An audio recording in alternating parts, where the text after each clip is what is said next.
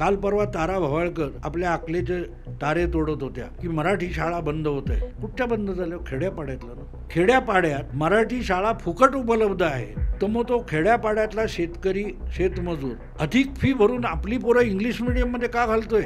याचा अर्थ असा होतो की त्या शेतकऱ्यामध्ये फी भरायची धमक आलेली आहे. ती कशामुळे आली? ती रस्त्यामुळे आली. दूर भागातल्या दुर्गम भागातला शेतकरी आज आपलं जे काही शेतीमाल आहे तो उचलून वाशीला, पुण्याला, नाशिकला मोठ्या बाजारपेठेत पाठवायला लागला, नाहीतर त्याला दलालावर अवलंबून लागत होतं. तो सगळा त्या कृषी उत्पन्न बाजार समितीचा गुलाम करून टाकला होता. त्याला मोदींच्या या रस्ते योजनेने मुक्त केलेलं आहे. 8-10 तासामध्ये जर त्याचा शेतमाला वाशीला पोहोचत असेल, त्याला तिथे हायर रेट मिळतो. त्यातून जी सुबत्ता आली, त्यातून ती पोरं इंग्रजी मीडियममध्ये जायला लागली.